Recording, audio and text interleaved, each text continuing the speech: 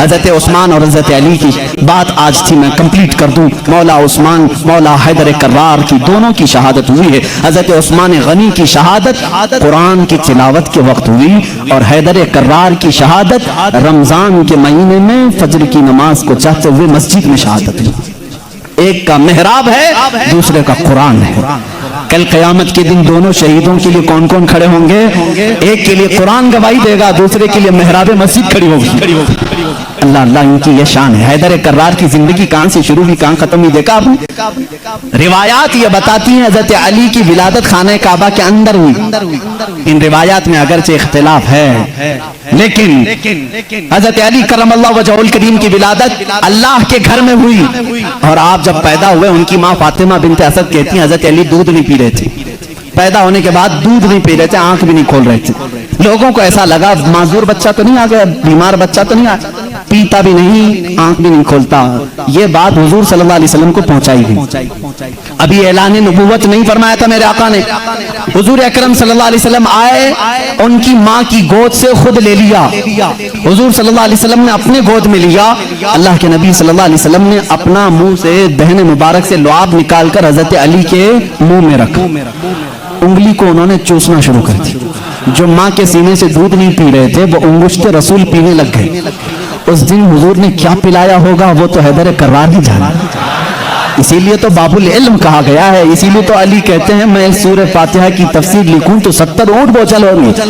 یہ برکت آئی تھی وہ رسول پاک کی انگلی سے, اور چوسا تو پہلی غذا پیٹ میں گئی ہے رسول پاک کی انگلی سے. اور اسی وقت تھوڑی دیر کے بعد آپ نے آنکھیں کھولی. سب سے پہلی زندگی میں اگر کسی کو آپ نے دیکھا تو چہرے رسول کرو, چہرے رسول. اس کی فضیلت ہم کیا بیان کریں. جو کعبے میں پیدا ہوا پہلی غذا حضور کی انگشت مبارک چوسا, اور اس کے بعد دیکھا بھی زندگی میں تو پہلے چہرے رسول دیکھا. ابتدا جس نے زندگی کی یہاں سے کی ہے اس کے مقام کو کون پہچان سکتا ہے, کون جان سکتا ہے. اسی لیے میرے عزیزو جب زندگی کا خاتمہ ہونا ہے, خاتمہ ہونا ہے, رمضان کا مہینہ ہے, روزوں کے دن ہیں, اور فجر کے وقت حضرت علی کرم اللہ وجہہ الکریم مسجد میں آ چکے ہیں. مسجد میں آ چکے ہیں. ظاہر سی بات ہے فجر کا وقت ہوا ہوگا تو روزہ بھی ہوں گے, روزہ بھی ہوں گے, نماز کا وقت ہوگا. اسی وقت ایک عبد الرحمن ابن ملجم نام کا خارجی کتا آپ کے پیٹھ کے پیچھے سے وار کیا, اور زخم اتنا گہرا ہو گیا کہ حضرت علی کرم اللہ وجہہ الکریم کے سینے کے باہر سے وہ خنجر باہر آیا. کچھ بھی آپ کو پلایا جاتا تو زخموں کے راستے سے باہر نکل جاتا تھا. اتنی خطرناک قسم کا خنجر اس نے مارا اور مصلی پر آپ گر پڑے تھے. حضرت علی کرم اللہ وجہہ الکریم کی زندگی یہاں سے شروع ہوئی. اے مسلمانوں سوچو, جس کی ابتدا خانہ کعبہ سے ہوئی اور اختتام محراب مسجد میں ہوئی, اس علی کی نمازوں کا حال کیا ہوگا. اسی لیے تو یہ بات آئی کہ جس کی زندگی کعبے سے شروع ہوئی اور محراب مسجد میں ختم ہوئی. توجہ چاہتا ہوں, جس کی زندگی کعبے سے شروع ہوئی محراب مسجد میں ختم ہوئی. اسی لیے مولا بھی یہ نہیں چاہتا تھا کہ اس حیدر کرار کی کبھی نماز قضا ہو. ایک بار رسول پاک صلی اللہ علیہ وسلم ان کے زانوں پر سر رکھ کر سو رہے تھے. عصر کی نماز آپ نے نہیں پڑھی تھی, سورج ڈوب گیا تھا. جب میرے آقا بیدار ہوئے رونے لگے. علی زندگی میں پہلی ہے نماز جو قضا ہوئی, مولا کیسے قضا ہونے دے. میرے آقا صلی اللہ علیہ وسلم کو حکم ہوا آپ چاہیں تو پلٹائیں. میرے آقا نے اشارہ کیا اے سورج پلٹ جا, کسی اور کے لیے نہیں, صرف علی کی عصر کی نماز کے لیے, صرف علی کی عصر کی نماز کے لیے. وہ بھی عصر جو سب سے اعلیٰ خطر کی ہے. اعلیٰ حضرت نے فرمایا ہے انہیں جان واپس لوٹا دی صدیق اکبر کو, اور انہیں نماز واپس لوٹا دی. حضور اکرم صلی اللہ علیہ وسلم نے لوٹایا. حضرت علی کرم اللہ وجہہ الکریم نے اپنی نماز مکمل کی. سورج اپنے معمول کے مطابق واپس پھر غروب ہوا. پوچھو اس آج سورج سے آج تک ہے کسی نے تجھے غروب ہونے کے بعد لوٹا دیا ہو, لوٹایا ہو؟ تاریخ ہمیں بتا دیں کبھی اس سورج کو کسی نے پلٹایا ہو؟ نہیں میرے عزیزو. نمرود نے ابراہیم علیہ السلام کے ساتھ مناظرہ کیا تھا. ابراہیم علیہ السلام نے اس وقت اس کو یہ بات کہی تھی میں تو اس خدا کو مانتا ہوں جو سورج کو مشرق سے نکالتا ہے مغرب میں ڈباتا ہے. اے نمرود تیرے پاس سب سے بڑی طاقت ہو تو ذرا سورج کو پیچھے سے لوٹا کے دکھا, مغرب سے پچھم سے ویسٹ سے نکال کر کے دکھا. نمرود نہیں کر سکا. آج کے زمانے کے نمرود کو بھی میں کہتا ہوں امریکہ لوٹا کے دکھا, रशिया लौटा के दिखा, यूरोप लौटा के दिखा, मिसाइल बहुत बनाए, पेट्रोल मिसाइल, पता नहीं पूरी दुनिया को तबाह करने के आले तुम्हारे पास हैं, लौटा के दिखाओ। नहीं लौटा के दिखाओगे, लौटाएंगी वो उंगलियां जो टूटी चटाई पर बैठती है, लौहे महफूज का मुताला करती हैं। मेरे आका सल्लल्लाहु तआला अलैहि वसल्लम की वो अंगुश्त शहादत सूरज की तरफ होनी थी कि सूरज आ गया।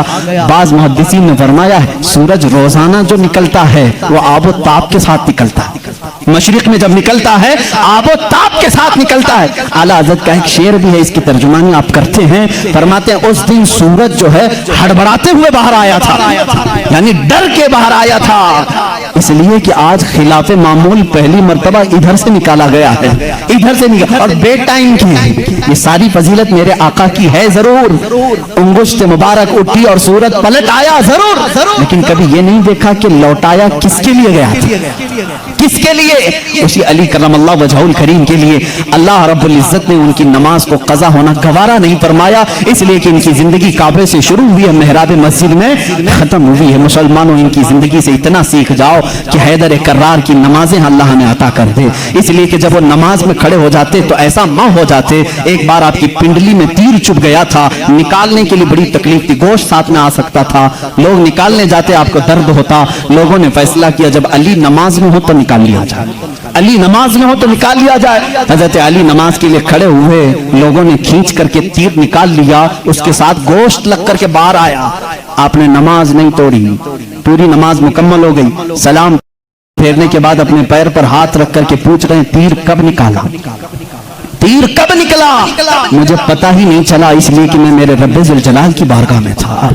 वो नमाज में महवियत थी, नमाज में गर्क होने की शान थी मौला अली करमल्लाहु वजहुल करीम की। ऐ मुसलमानों, आज अगर हमारा नौजवान गर्क है किसी में तो गेम में है, गेम में डूबा हुआ है, नमाजों में नहीं।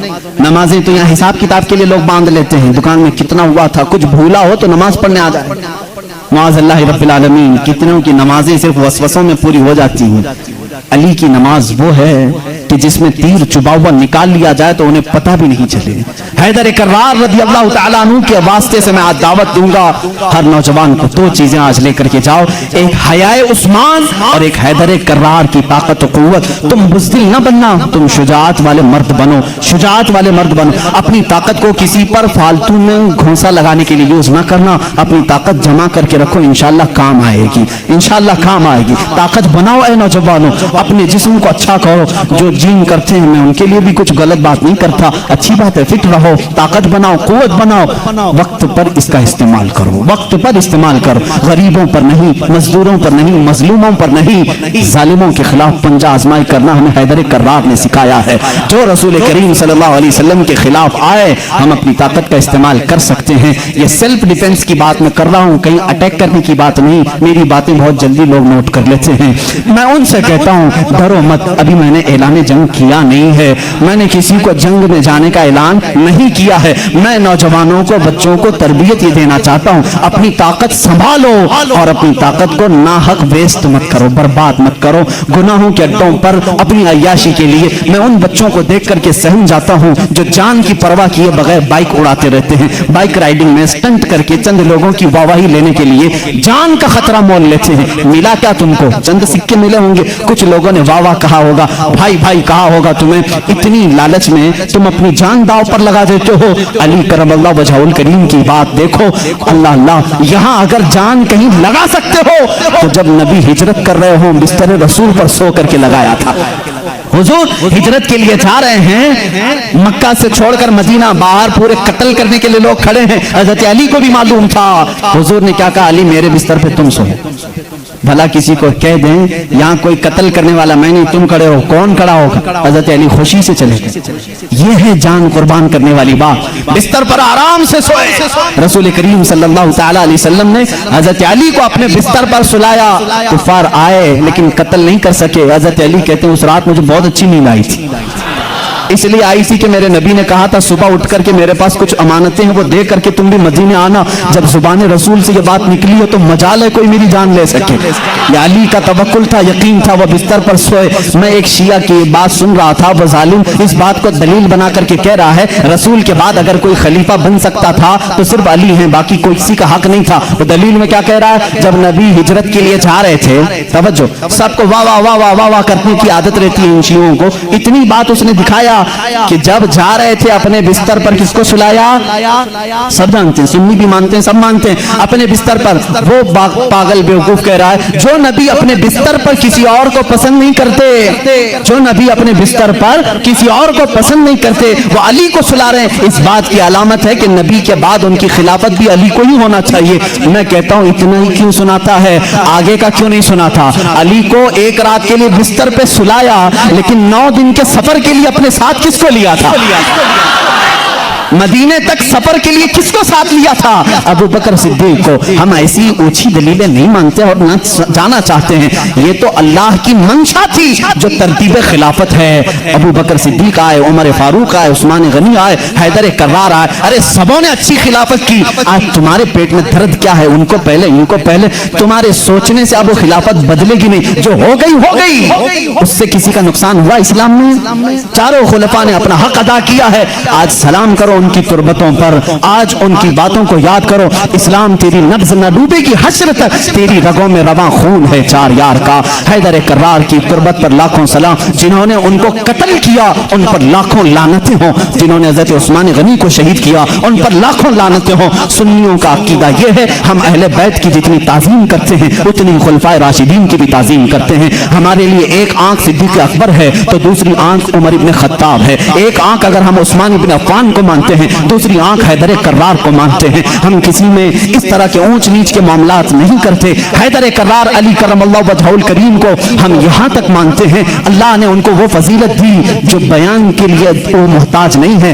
نہ ہی کسی ذاکر کے نہ ہی کسی ممبر کے محتاج ہیں, اس لیے کہ مولا نے انہیں کہاں پہنچایا. اللہ اللہ, ایک نسبت نہیں, 2 نسبت نہیں, 3 نسبت نہیں, ہزاروں نسبتیں ان کی ایک ذات میں جمع ہیں. دیکھو اگر آج مجھے امت مصطفیٰ ہونے پر فخر ہے, میں نبی کا امتی ہوں. علی اگر فخر کرنے پر آ جائے, علی اگر فخر کرنے پر آ جائے, وہ کیا کیا کہہ سکتے ہیں. اے لوگوں, جب حضور ہجرت کر کے مدینے میں آئے تھے لوگوں کو بھائی بھائی بنا رہے تھے, ایک انصار کو ایک مہاجر کو سب کے ہاتھ پکڑ کر کے بھائی بھائی بنا رہے تھے. آخر میں حضرت علی بچ گئے, مدینے میں انصار صحابہ ختم ہو گئے, کوئی ان کا بھائی بچا نہیں. حضرت علی رونے لگے, میرا کوئی بھائی بچا نہیں. میرے آقا صلی اللہ علیہ وسلم نے فرمایا علی گھبراتا کیوں ہے, تو دنیا میں بھی میرا بھائی ہے اور آخرت میں بھی میرا بھائی ہے. جس کو رسول اللہ کا بھائی ہونے کا شرف حاصل ہے وہ یہ کہہ سکتا ہے رشتے میں بھی بھائی ہوں, نبی کی زبان پر بھی بھائی ہوں. اور اللہ کے نبی نے اپنی سب سے زیادہ پیاری بیٹی جو جنتی خواتین کی سردار ہے وہ علی کے نکاح میں دے دیا. اور اتنا ہی نہیں, میرے آقا نے جن کو فرما دیا الحسن والحسین سیدہ شباب اہل الجنہ, حسن اور حسین تمام جنتی جوانوں کے سردار ہیں. اللہ اللہ, وہ فضیلت کے حامل وہ دونوں شہزادے خون علی سے پیدا ہوئے ہیں. اور رسول کریم کے داماد ہونے کا شرف, بھائی ہونے کا شرف, فاطمہ زہرا کے شوہر ہونے کا شرف, حسنین کریمین کے باپ ہونے کا شرف. اتنا ہی نہیں, سلسلہ قادریہ کے بانی ہونے کا شرف, سلسلہ سہروردیہ کے بانی ہونے کا شرف, سلسلہ چشتیہ کے بانی ہونے کا شرف, بلکہ کل جہاں میں ولایت اگر تقسیم ہوئی ہے تو حیدر کرار کے قدموں سے تقسیم ہوئی ہے. وہیں سے غوث بھی ہیں, وہیں سے خواجہ بھی ہیں, وہیں سے حیدر کرار کی ذات سے ہی ہر قطب ہے, ہر نجبہ میں سے, شرفا میں سے, قطبہ میں سے, اوتاد میں سے, سارے اولیاء کی صفت علی کے بعد ہی ہے. یہ سنی فضیلت بیان کرتے ہیں. سنی علی کی فضیلت جب بیان کرتے ہیں تو یہی کہتے ہیں ہم بعد میں ہیں, علی کا مقام پہلے ہے. ہم ساری چیزوں سے علی کرم اللہ وجہ الکریم کو افضل و اعلیٰ مانتے ہیں.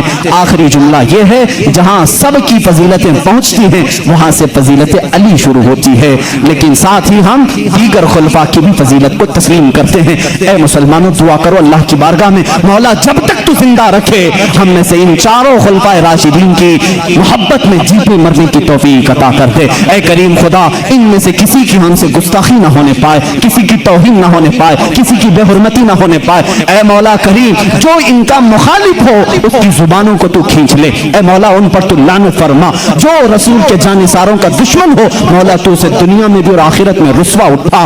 اے مولا, ہم